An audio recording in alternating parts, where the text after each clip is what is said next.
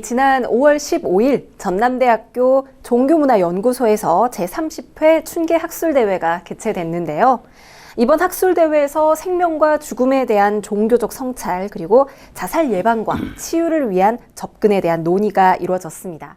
이 학술대회에서 원불교 생명 존중과 자살 예방에 대해 발표한 원불교 역사박물관 최도훈 교무님 모시고 이 생명과 죽음에 대한 이야기 나눠보도록 하겠습니다. 네, 교무님 안녕하세요. 네, 반갑습니다. 반갑습니다. 네, 오늘 이 시간을 통해서 생명과 죽음에 대해 우리가 또 다른 시각을 가져볼 수 있는 뜻깊은 시간 되기를 바라면서 우리 시청자 여러분께 인사 말씀 부탁드립니다. 네, 저는 원불교 역사박물관에서 봉직하고 있는 원불교 최도훈 교무입니다. 네, 이 5월 15일에 열린 전남대학교 종교문화연구소 춘계학술대회. 자, 이 춘계학술대회 어떤 대회인지 소개를 좀 부탁드릴게요. 일단 그 종교문화연구소는 전남대학교 설립한 국립연구소고요.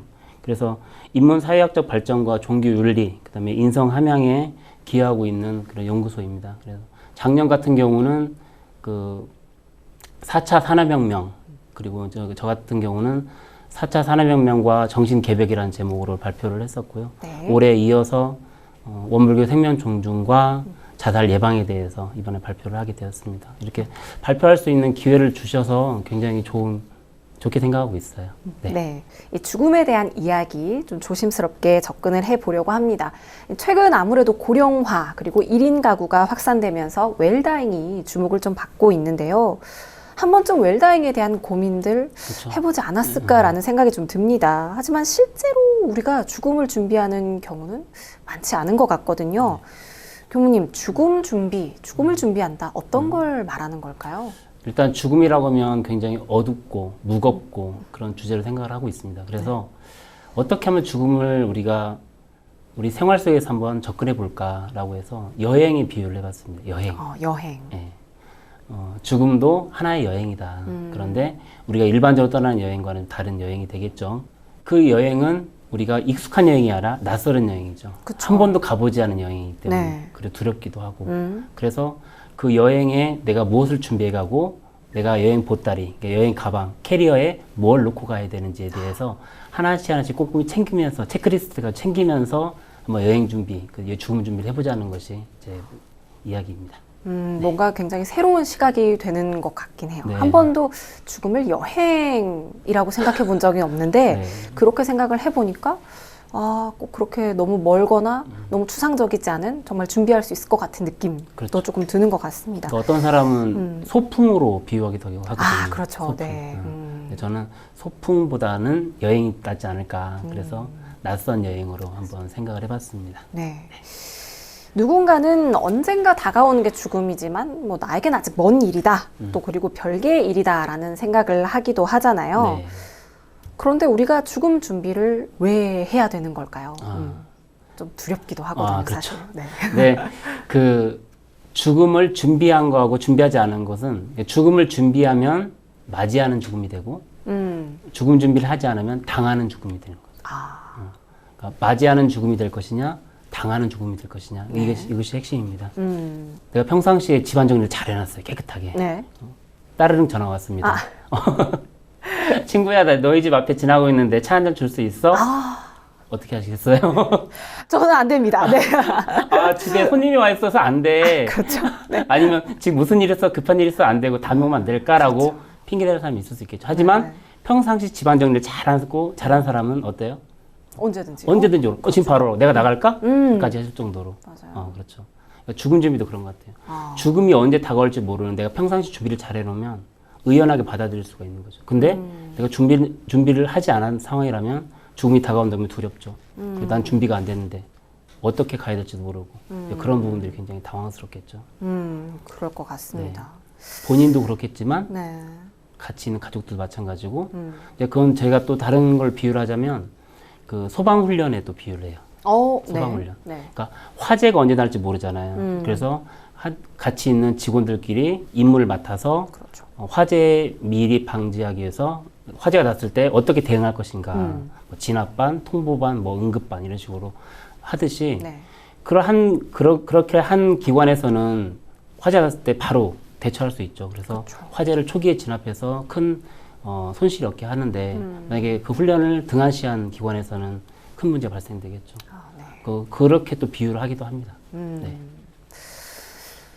대종사님께서도 40이 넘으면 죽어가는 보따리를 챙기기 시작해라 네. 라고 하셨잖아요. 네. 죽음 준비를 시작해야 되는 나이가 뭐 정해져 있을까요? 그것도 좀 궁금하고 네. 그렇다면 우리는 보따리에 어떤 것들을 챙겨야 되는 것인가 사실 감이 아직은 잘 안 오거든요. 네. 일단 이제 나이부터 한번 생각해 볼게요. 나이. 네. 대종사님께서는 나이 40이 먹으면 죽어가는 보따리를 챙기기 시작해야 된다라고 네. 하시는 것은 이제 그럼 네, 저도 곧 챙겨야 되는데. 그렇죠. 죽음 준비를 미리 하라는 얘기죠. 근데 그때부터는 내가 생사에 대한 해탈 연마를 꾸준히 하라는 그런 말씀이신 것 같고요. 일단 가방은 한정돼 있잖아요. 근데 가방을 크게 가져갈 수는 없잖아요. 그래서 거기에 놓고 가야 될 것은 뭐냐면 애착, 탐착, 원착. 많이 들어보셨을 거예요. 네. 사랑하는 마음, 미워하는 마음, 그리고 더 가지고 싶은 욕심. 이것은 놓고 가야 돼. 그럼 꼭 챙겨야 될 건 뭐냐면 청정일념과 서원. 이것은 꼭 챙겨가야 된다라고 하는 게 제 죽음 준비 교육의 핵심입니다. 뭔가 이렇게 훅 와닿는 네. 느낌이 좀 듭니다. 네. 누구나 죽음으로 소중한 사람을 떠나보내야 할 때는 찾아오게 되는 것 같아요. 네. 더 빠르고 뭐 더 늦고의 차이지만 항상 맞이하게 되는 건데 타인의 죽음에 대해서는 또 어떻게 우리가 대처를 해야 되는지 우리가 취해야 하는 자세는 네. 무엇인지가 또 궁금한데요. 그렇죠. 그러니까 저는 그것을 또 어떻게 비유했냐면 배웅이라고 했습니다. 그러니까 네. 낯선 여행의 배웅. 나는 배웅을 어떻게 할 것인가. 첫 번째는 미련을 버리게 해야 된다. 미련을 갖지 않게 해야 된다. 갖지 않게. 떠나는 사람으로 하여금. 네. 그래서 미진한 감정을 처리할 수 있도록 편지를 쓴다거나 아니면 육성녹음을 한다거나 아니면 내가 꼭 말하고 싶은 사람을 초대해서 직접 말을 건넨다거나 이렇게 할 수 있도록 가족들 또는 친척들 또 가까이 있는 사람들이 그 일을 해줘야 될 것 같아요. 그 영화 같은 것들을 보면 버킷리스트에 네. 보통은 주인공들이 정말 시한부를 선고를 받고 그런 거를 이루어가는 경우가 많은데 네. 항상 말씀하신 것처럼 네. 누군가한테 못다한 사과를 하거나 그렇죠. 이런 것들이 꼭 등장하더라고요. 사과도 하고 정말 감사하면 감사했다고 고마웠다고 우리는 너무 칭찬에 인색한 것 같아요.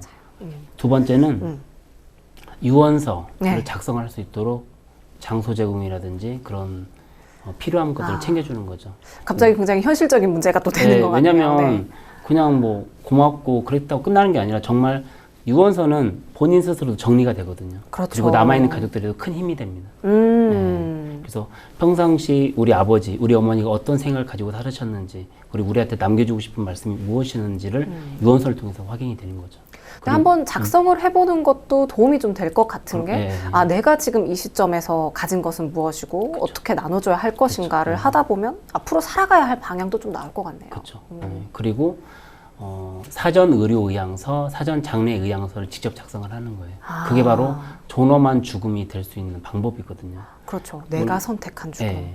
그러니까 보통 장례식에는 주인공이 없다라고 얘기를 합니다. 그렇네요. 네. 보면은 돌잔치라든지 결혼식이라든지 회갑은 다 주인공이 있잖아요. 근데 장례식만큼은 주인공이 없죠. 근데 없는 건 아니에요. 그런데 당신 스스로가 말을 할 수 없고 행사를 할 수 없기 때문에 없다고 보는 거죠. 그래서 상주가 그 역할을 대신하는 거잖아요. 그렇죠. 근데 사전 의료 의향서나 사전 장례 의향서를 작성을 하게 되면 당신의 뜻에 맞게 당신의 뜻에 의해서 그 일이 정리가 되고 절차대로 행해질 수 있다라는 것이죠. 그러니까 내가 없이 치러지는 어떤 모임이라면은 근데 내가 주인공이지만 내가 없고 그렇죠. 그렇다면 오히려 준비를 정말 꼼꼼하게 그렇죠. 해놔야 되는 네. 게 그렇죠. 맞구나라는 생각이 또 한편으로는 듭니다. 사람을 네. 어디까지 나한테 오게 할 것인가. 그런 그리고 것도 있네요. 그리고 재단 장식은 어떻게 할 것인가. 배경음악은 어떤 걸 틀어줄 것인가. 네. 부고는 어디까지 돌릴 것인가. 네. 그다음 오신 손님은 음식 접대를 어떻게 할 것인가. 그리고 내가 죽은 후에 매장, 화장, 자연장 어떤 걸 선택할 것인가. 나의 관과 수인은 어떻게 할 것인가. 이런 세세한 것까지 다 체크를 하는 거죠. 사실 그건 뭐 나를 위한 건 아니지만 남아있는 가족들의 준비에는 굉장히 큰 도움이 될 것 같아요. 그렇죠. 왜냐면 우리 아버지가 뭐 어떻게 하시기를 원하셨지? 모르잖아요. 맞아요. 네. 근데 유언서라든지 장례의향서, 의료의향서를 보면 어떻게 마무리를 해달라고 하는지에 대한 이야기를 들을 수 있으니까 혼란이 없죠. 저도 막 농담 삼아 나는 꼭 수목장 할 거야 막 이러고 다니는데 네. 정리를 좀 해야겠다는 생각이 네. 듭니다. 네, 그다음 또 구체적인 어떤 게 방법도 알려드리겠습니다. 네, 알겠습니다. 네, 다음 또 하나 있어요. 네네. 두 가지가 더 있는데 네. 하나는 간호를 할 때는 그 당사자가 원하는 방향으로 해드려야 돼요. 예를 들어서 나 물 좀 마시고 싶어라고 하면 물 마시면 안 된다고 그랬는데 하지 말고 조금이라도 마실 수 있도록 해드리는 거예요. 아 이게 근데 사실 참 어려운 네, 부분이네요. 그리고 밖에 바람을 좀 쐬고 싶어 그러면 환기시키면 안 된다고 그랬는데 하지 말고 잠깐만 열어서 바람이 들어올 수 있게 하고 닫아주는 거죠. 되도록이면 당사자가 원하는 방향으로 해주라는 거죠. 그게 큰 문제가 되지 않을 경우에는. 그리고 마지막에는 작가가 될 수 있도록 기회를 제공해야 된다. 작가. 작가요. 네. 와. 작가는 특별한 사람만이 작가가 되는 거지 아니라고 맞아요. 보거든요. 네. 네. 그분이 평상시에 만들기를 좋아했다. 만들 수 있는 그 재료를 제공해 드리는 거예요. 그래서 당신이 나무로 뭘 만들기도 하고 그림 그리는 걸 좋아하셨다면 그림 그릴 수 있는 도구를 챙겨드려서 그림을 그리는 거죠. 그러면 그 작품은 세상에 딱 하나밖에 없는 작품이 되는 거죠. 그럼 그분이 곧 작가가 되는 거예요. 그래서 작가로 만들어드리고 그 결과물을 나중에 추도식이나 종제식, 그다음에 뭐 1주기, 2주기 때 전시회를 해도 괜찮고요. 그러면서 그분을 다시 회상하고 추모하는 거죠. 사실 우리가 모두가 인생을 살면 그 끝에는 누구나가 작품 하나 남길 그렇죠. 정도의 그렇지 않나 싶네요. 그 모두가 다 작품은. 작가인 거죠. 네, 그럴 수 있을 것 네. 같다라는 생각이 듭니다. 자, 이렇게 교무님이 다양한 활동을 통해서 마음 준비를 하고 죽음 준비를 할 수 있게 알려주고 계시는데 생사노트가 네. 있다고 들었습니다. 네. 네. 죽음 준비를 할 수 있는 방향을 알려준다라고 했는데 생사노트에 어떤 것들이 담겨 있고 어떻게 쓰는지 네. 좀 활용법이 좀 궁금한데요. 네. 일단 제가 지금 이렇게 들고 있는데 네. 네, 이게 생사노트입니다. A4 용지 정도 네. 되는 것 같은데요. 왠지 보니까 좀 공부를 해야 될 것 같은 압박감이 조금 들긴 하는데 어떻게 활용하는 건지 좀 알려주시면 좋을 것 같은데. 네. 일단 생사노트는 이 이야기 하기 전에 먼저 뭘부터 얘기되냐면요. 네. 제가 그 영모위원회 부임해서 죽음 준비 교육과 생사 체험을 진행을 했었거든요. 네. 6년 동안 진행을 했는데 오. 제가 이제 인사 발령이 나서 다른 곳으로 하다 보니까 그런 장소들이 다 이제 없어진 거죠. 그런데 사람들이 계속 원하는 거예요. 생사 체험 하고 싶다고. 죽음 준비 하고 싶은데 방법이 없느냐라고 해서 만든 게 이 생사 노트입니다. 오, 그래서 생사 노트는 네. 스스로가 할 수 있는 거죠. 본인 스스로가. 전에는 제가 직접 지도하고 나레이션 하면서 사람들을 인도했다면 네. 지금은 이 노트 한 권으로 한 달을 생전천도를 준비할 수 있는 노트가 되는 거죠. 저 모두가 교무님과 대화할 수는 없으니까 그렇죠. 대신 이 네. 노트를 통해서 죽음 준비를 할 수 있도록 도와준다라는 말씀. 그리고 네. 이 노트는 제가 처음에는 그런 얘기 있었어요. 그걸 책으로 만들면 어떻겠느냐라고 오, 했는데 그러면 이 단가가 비싸지거든요. 그러면 사람들이 이걸 하기에 좀 부담스럽을 수 있잖아요. 그래서 그렇죠. 직접 제가 출력을 하고 제본을 한 거예요. 직접. 그러시구나. 네, 그래서 원가를 줄이기 위해서. 그래서 네. 정말 이것은 노트처럼 핸드백이나 가방에 가지고 다니면서 언제든지 생전천도를 준비할 수 있도록 하기 위한 그냥 편한 노트. 구겨도 괜찮고 접어서 다녀도 괜찮은 노트를 만든 겁니다. 그러네요. 네. 사실 뭐 하드 케이스 이러면은 그럼 못 무거워서 네. 들고 다니지 못하고 가방에도 안 들어가고 그렇죠. 이러는데 뭐 굉장히 들고 다니기 쉽게 만드신 것 같고 안에 이제 내용들을 보면은 네. 첫 페이지에 보면 영상들. 생전천도를 위한 정진표가 있거든요. 네. 이게 한 달이에요. 한 달 동안 해야 되는데 우리가 뭐 하다 보면 작심삼일이라는 거 있잖아요. 그렇죠. 시작하다 보면 처음에는 잘하다가 네. 한 번씩 미뤄지다 보면 못하겠다. 하다 다음에 보면 하지 결국 뭐. 그만두게 되더라고요. 그렇죠. 맞아요. 그래서 작심삼일이 되지 않게 하는 방법이 뭘까? 뭘까요? 뭐냐면 그것은 부담을 주면 안 돼요. 시간적 부담, 과제의 부담을 주면 안 돼요. 그래서 잠깐 할 수 있도록 하기 위해서 네. 입정, 그다음 명상체험, 명상체험도 제가 이 뒤쪽에 QR코드를 집어넣어서 스마트폰 어플로 이렇게 딱 찍게 되면 네. 명상체험 나레이션이 나오게 만들어 놨습니다. 그래서 그 음악을 들으면서 명상체험을 하는 거죠. 그리고 천도 법문은 본인의 이름을 넣어서 뭐 우리 교무님들 이렇게 운곡을 넣어서 하잖아요. 그러지 네. 말고 그냥 쭉 읽어가는 거예요. 본인의 이름을 넣어서 한번 읽어보면 이 성품 자리가 무엇인가에 대한 그런 각성이 생길 수 있습니다. 네. 독경은 일원상 서원문만 네. 하고요. 자, 네, 법문사경이 있습니다. 네. 좀 뒤쪽 넘겨보면요. 네네. 법문사경이 있는데 생각보다 짧아요. 그렇네요. 그쵸? 네네. 네. 부담스럽지 않은. 부담스럽지 않죠. 네네네네. 한 마음 먹으면 바로 쓸 수 있겠죠. 그렇네요. 그래서 네. 정말 적은 분량인데 그 밑에다가 적어보는 거예요. 적고 핵심이 뭐냐면 네. 밑에 한 줄 감상이 있습니다. 그렇네요. 네, 네네. 그래서 내가 이 법문을 받들고 어떤 느낌이 들었는지 한 줄로 작성을 해보는 거예요. 감상을. 그냥 대승사님 법문을 마음에 새기지만 또 내가 다시 한번 또 마음에 또 새기는 거죠. 그렇죠. 한 줄 감상을 통해서. 이게 또 그렇게 되면 해놓고 다음에 보면 또 다른 느낌을 다르죠. 적을 수도 네, 있잖아요. 네. 그죠? 그래서 절대 시간을 좀 가졌으면 좋겠다 생각을 해요. 절대 시간. 시간. 우리가 24시간이라는 시간이 있는데 과연 나는 생사 해탈에 대해서 얼마나 시간을 투자하고 있는가 본인한테. 자, 그리고 우리 교무님께서 생사체험 프로그램도 기획을 하셨잖아요. 네. 아까도 말씀해 주셨는데 생사체험 프로그램이라 좀 낯설고 생소하기도 한데 가끔 그 뉴스 같은 데서 보면 뭐 그냥 관 속에 그렇죠. 들어가서 체험 이 정도밖에 본 네, 기억이 안 나는데 맞아요. 네. 어떤 내용일까요? 제가 2010년에 익산에 있는 원불교 영목묘원에 부임을 하게 됩니다. 네. 부임을 해서 보니까 이제 묘지와 봉안당이 있죠. 그런데 그 봉안당 지하가 비어 있더라고요. 또 3층도 비어 있고. 그래서 이 비어 있는 공간을 어떻게 좀 활용을 하면 좋을까라고 연마하고 있던 중에 그 전북 청소년 상담 지원센터 교무가 연락이 왔어요. 네. 그래서 혹시 부모 자녀 갈등이 있는 이런 사람들 무슨 프로그램 없을까? 그런 사람들 위한 프로그램 없을까라고 생각하는 거예요. 기가 일단 막힌 타이밍. 있지. 네. 내가 10분에 전해줄게. 일단 없으면서 끊은 거야. 얘기하고 끊는 거야 일단. 일단 있다. 네. 일단 있다. 놓치면 안 되잖아요. 그래서 끊고 제가 이제 교전을 찾아보니까 그 부모 자녀 도가 있잖아요. 부모의 도, 자녀의 도.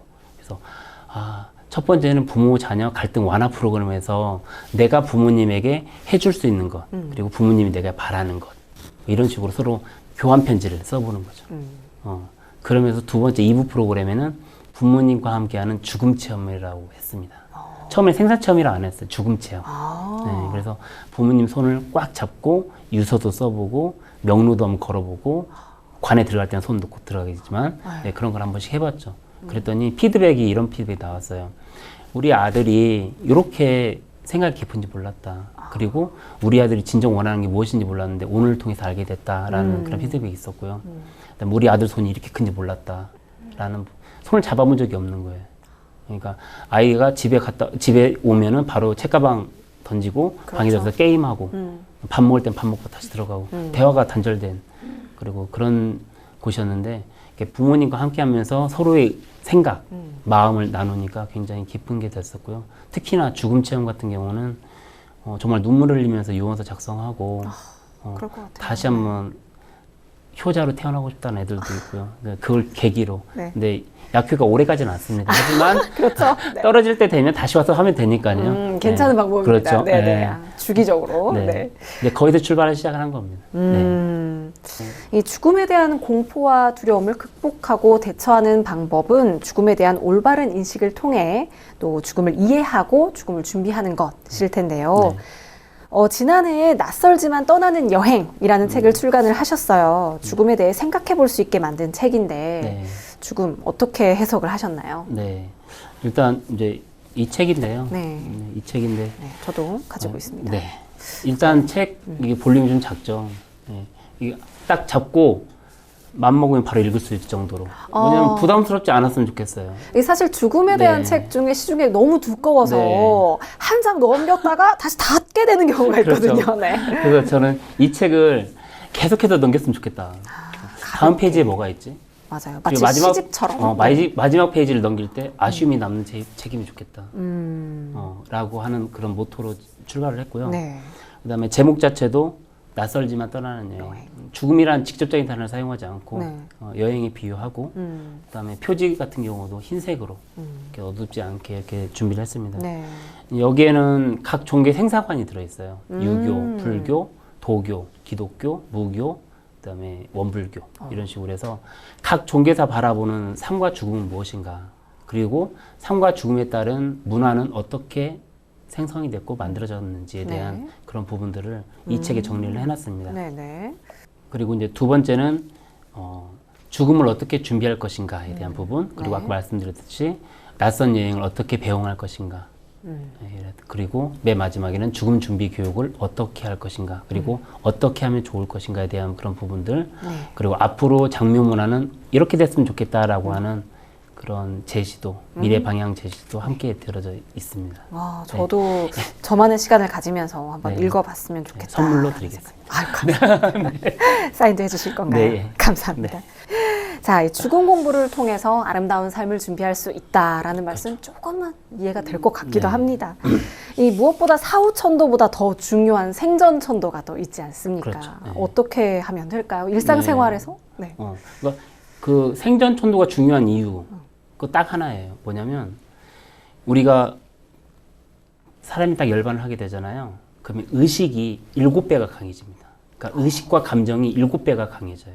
그러니까 예를 들어서 내가 이 물을 먹고 싶어 라고 하면은 어때요? 상황에 따라 내가 안 먹을 수도 있잖아요. 그렇죠. 그런데 이 감정이 7배가 강해진다는 거예요. 와.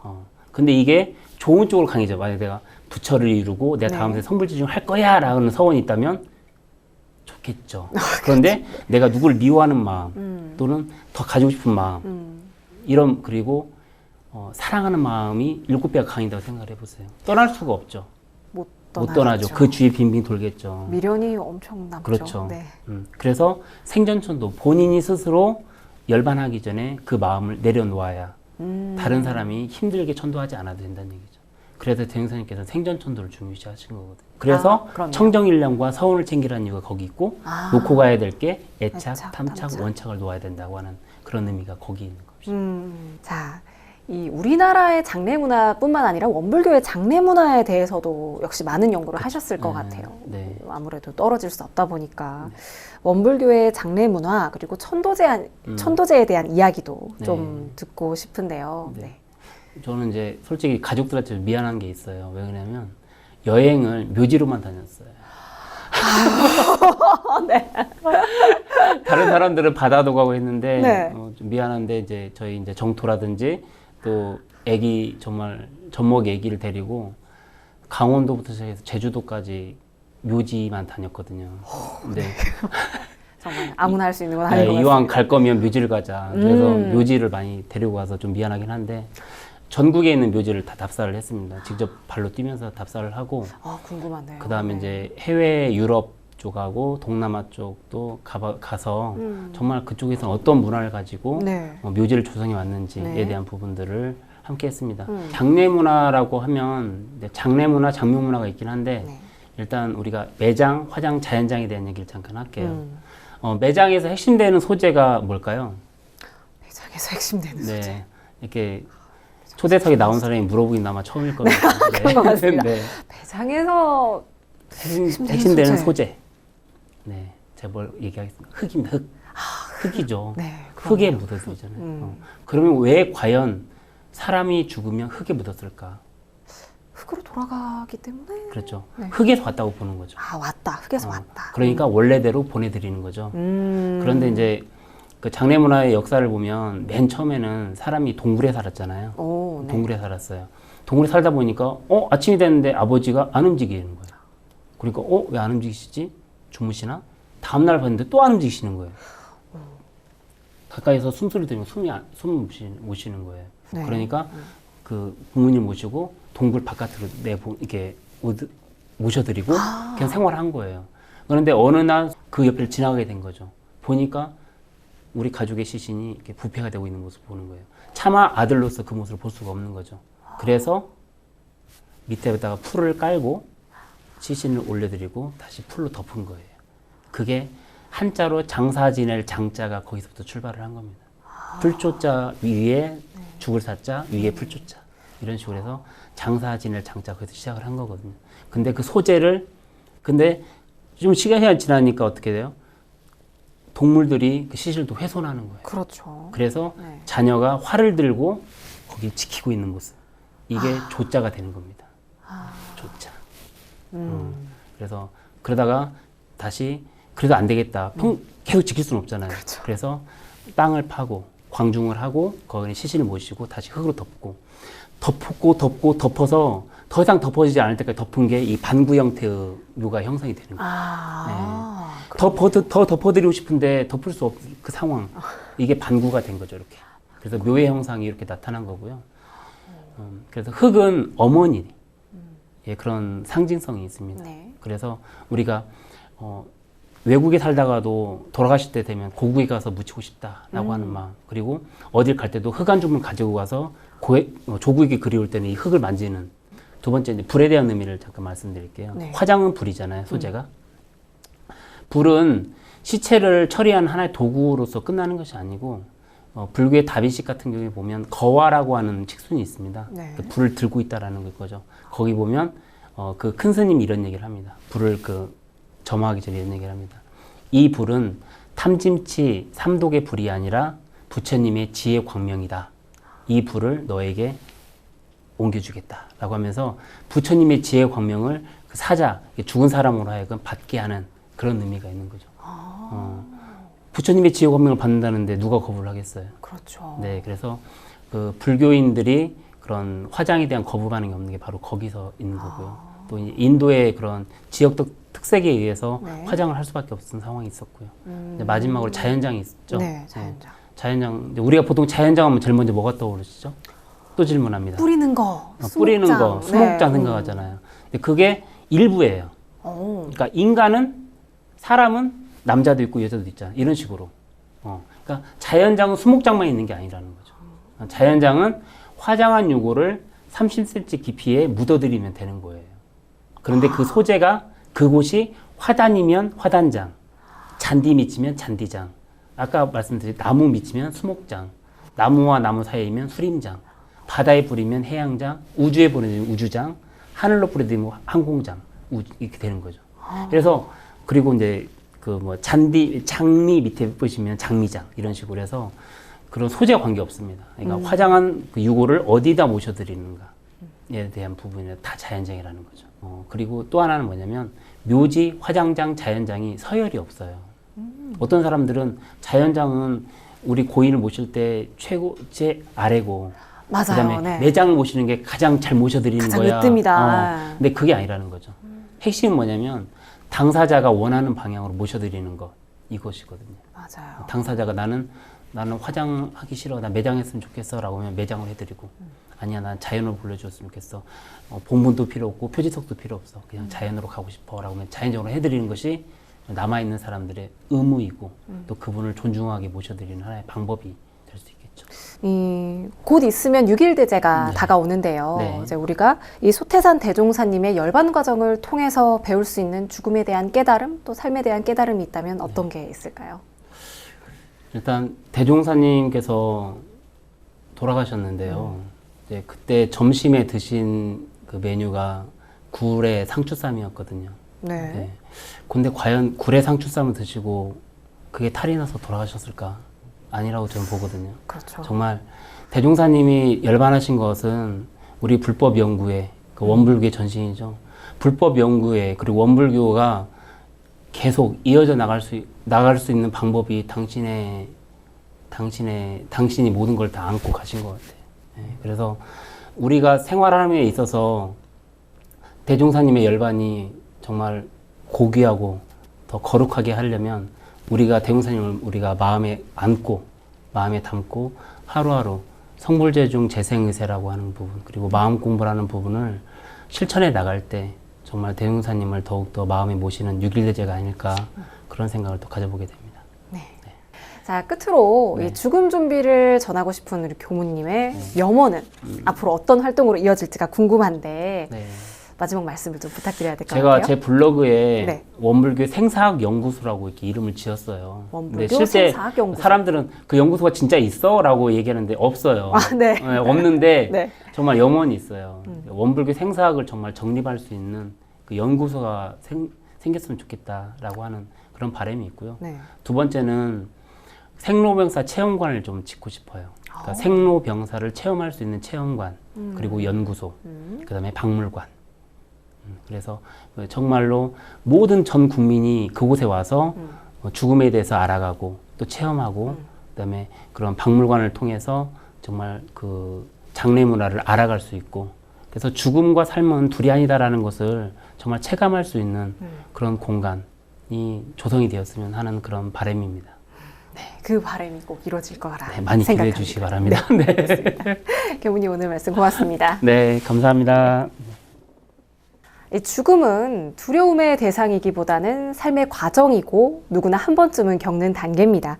이 죽음에 대한 관심이 높아질수록 삶에 대한 물음도 깊어진다고 합니다. 또한 죽음을 맞이하는 연습은 현재의 삶을 더 가치 있게 만들고 행복한 삶을 살기 위한 방법이라고 하는데요.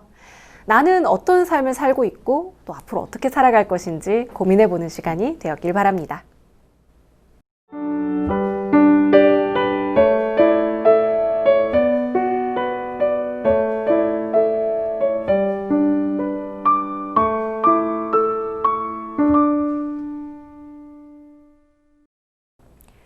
매거진원에서 준비한 소식은 여기까지입니다. 교단은 재가 출가 교도들에게 지난 11일부터 시작된 정부의 긴급 재난지원금 자발적 기부 문화로 확산해 줄 것을 권장했었는데요. 이 재난지원금으로 지역사회 곳곳에서 소외계층과 어려움을 겪는 이웃에게 물품을 희사하는 운동이 펼쳐지고 있다고 합니다. 재난지원금을 통한 일시적 행사가 아닌 지속되는 보은행위 되기를 기대하며 따뜻한 교화 현장의 소식을 전해드리는 매거진 원, 오늘은 여기까지입니다.